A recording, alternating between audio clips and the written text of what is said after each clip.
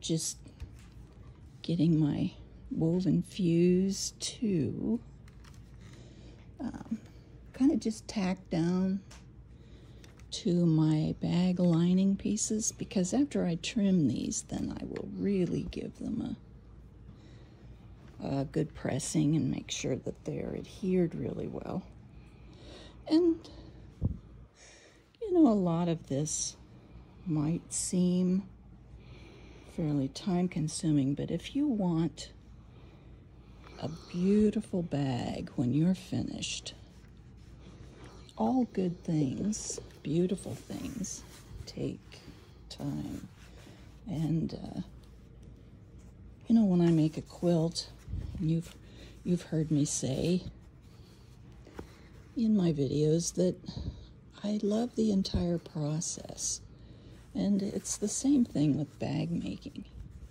I don't hurry through it. I just take my time, and I enjoy all of it. I think the fabrics are beautiful, and so they're fun to look at, and I like the sound of my sewing machine when it's running, and I don't know, just, you know, the whole thing is something special.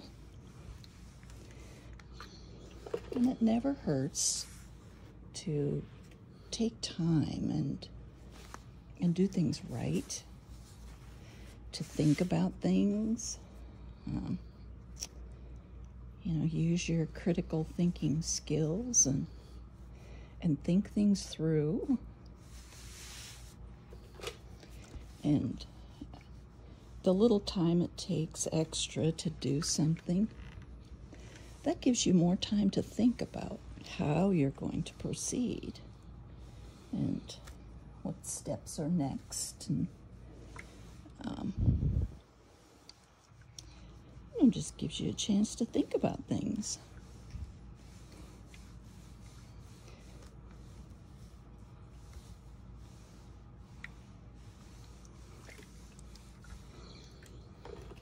And you've invested in all these wonderful tools. You might as well enjoy using them. I have a little tablet that my husband gave me, and I went on Amazon and bought a little holder for it, and I have that right off to the upper left-hand corner on my table where my machine is. I can listen to podcasts and anything that takes a little extra time. You know, you can make good use of that time.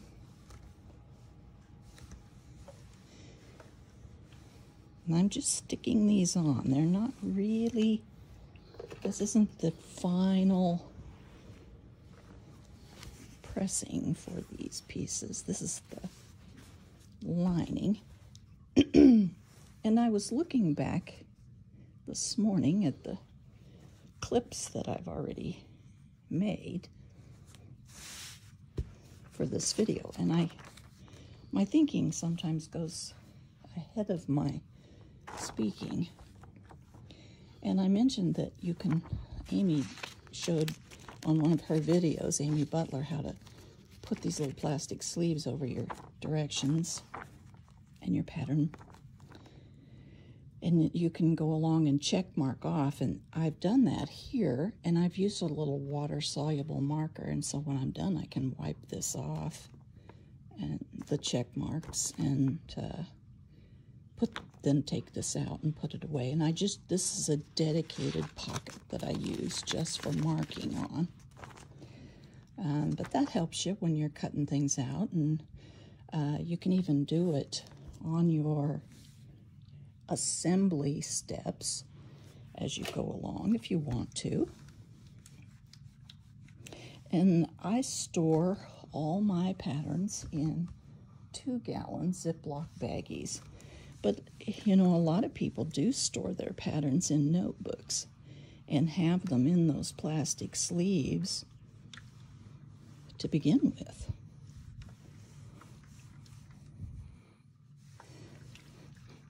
And I'm thinking about this bag, and I'm kind of excited because I've got some ideas for a couple of little cute things that I want to make to go with this. I want to make a little teeny tiny handbag, which will be a lot of fun.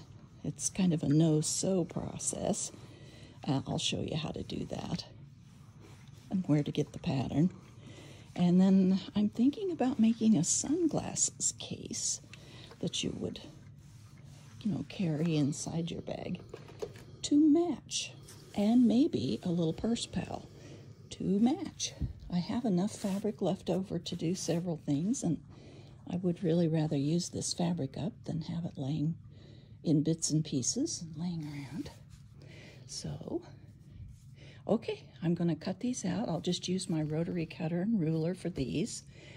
These are parts of the lining, pocket, lining, body, and bottoms. And I'll cut these out, and then I'm going to go ahead and fuse them the rest of the way and really get them stuck good. I've got everything cut out and interfaced that's going to get interfacing. I did put woven fuse 2 on the back of all my lining pieces and on the back of the upper inside bag. The way this bag, the Yana, goes together is really, really neat. And usually when I'm making a bag, I start with the handles because I kind of like to get those out of the way. And I've cut out and interfaced. These handles are 2 colors, one on one side and one on the other. So I've cut out and interfaced the fabric part of the handle, and the vinyl part of the handle doesn't need any interfacing because when we follow the pattern and we do what it tells us to do, we're going to have plenty of thickness right here. So I'm using double-sided tape, which is just fantastic stuff, and every bag maker should have a roll of it. And I'm going to start my tape up away from this edge. I don't want to go all the way to the edge, and you'll see why. Because in this handle design, which you will see this design on other bags from Sammy, which is just way cool. Let's see, I might need to go over a little more. I'm going to go not right on my center line, but kind of to the side of it, because I don't want this tape to be where I'm going to top stitch, but I do need it to hold the fold when I fold the vinyl over.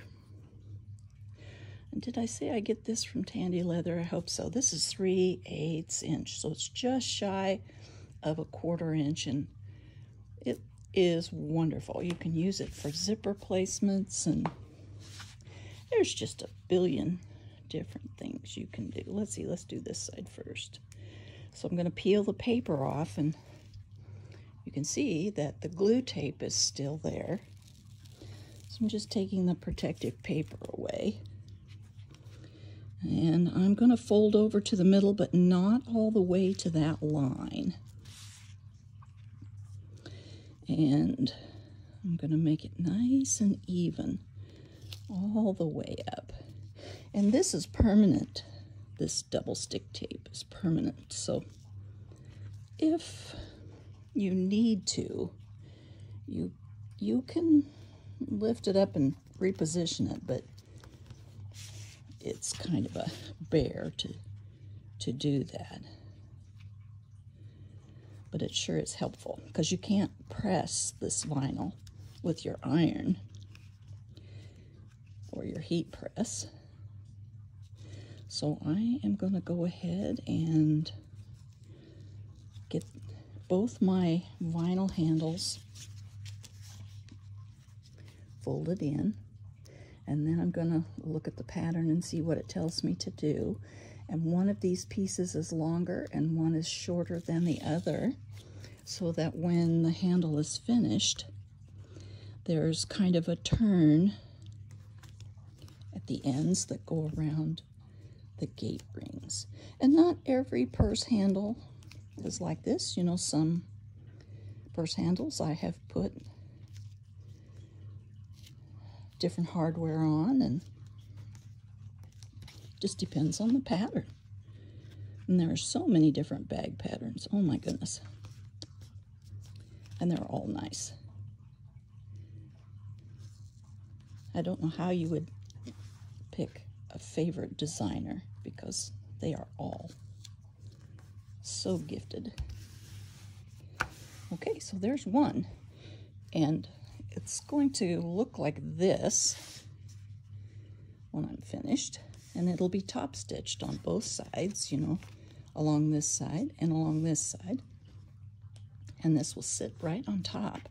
But before I do any top stitching, it has to go together like this, and then it'll be all one piece in a loop, and I will put my gate rings on.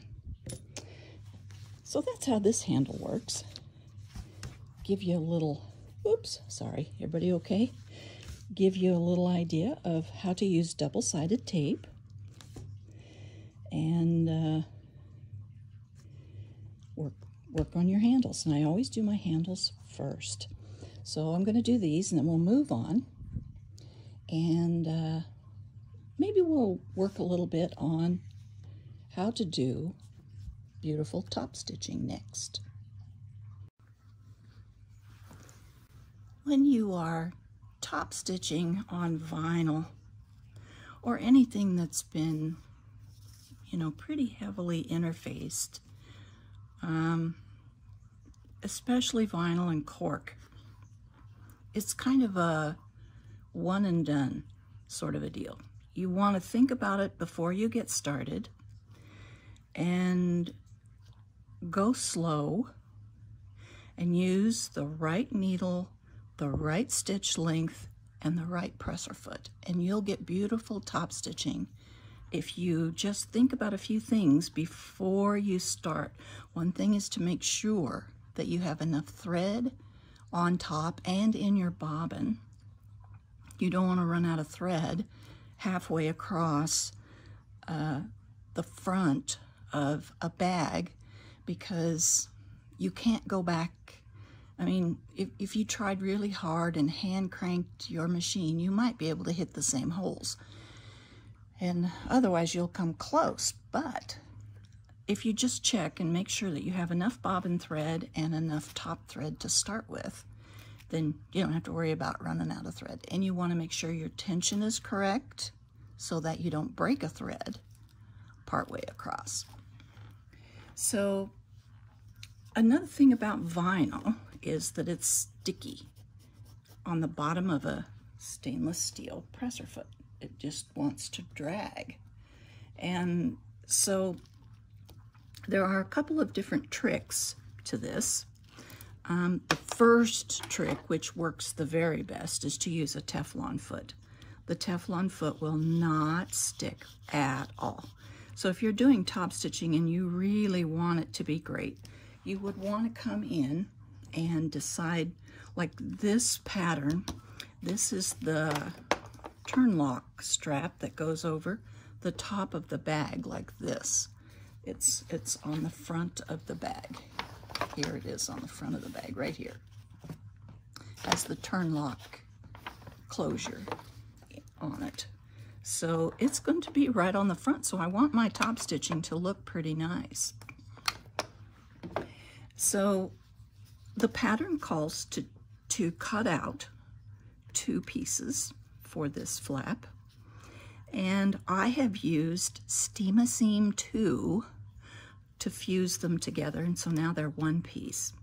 You could use double-sided tape, or you could use Heat and Bond Light, or something like that. But it needs to be pretty much one solid piece. And then the pattern says it wants you to top stitch at a certain seam allowance along here, and then trim it to 1/8 of an inch. So you would want to determine exactly where you want your top stitching to lay. And since this is rectangular, we can use our rotary cutter and a ruler, and we can cut this to 1/8 inch, and it'll be just beautiful. And if we want to, we can coat the edges, these white edges. So I don't know if I'm going to use my Teflon foot. It's kind of wide, but I could, certainly. And I pulled out a couple of other Bernina feet here just to look at. This is the 10 foot, and it has this cute little bar right here that rides along the edge of whatever it is you're working on.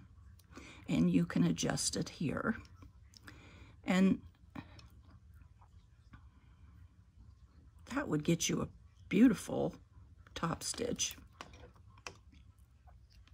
This is a clear foot, 39C, so you could see exactly where you're going from the edge. And this is just my zipper foot. So I could use my zipper foot, and I could get, you know, well within 1/8 to 1/16 of an inch of the edge if I had to, if there was some sort of application where I had to do that. Or I can move my needle over here to this side, and I can do 1/4 inch and on even wider, and just run my presser foot right along the edge here, and I can see pretty well. But the thing with these feet is that they are stainless steel, except for the plastic one. And they're going to cause some drag on this vinyl. So a couple of tricks that you can do is take some tape, just Scotch tape. This is just regular Scotch tape. And put that Scotch tape right on the sole of the foot, whatever foot you're using, doesn't matter. It'll fit right on there and stick to the bottom of your foot. And then just take your little applique scissors and cut where the needle is going to go. And that tape will allow your metal presser foot to slide right along, and you'll do great. And if you don't have tape, or you don't want to put tape on your expensive Bernina feet, you can use tissue paper. And this works just slick as can be. And you just take tissue paper, and I usually put it on the other side. But since you're here, I will put it on this way so you can see. But you can just put some tissue paper on here, and your presser foot will just glide right along on the tissue paper too. So there are some tips for top stitching, and you can use these tips on any part of your bag that you're doing some lovely top stitching on.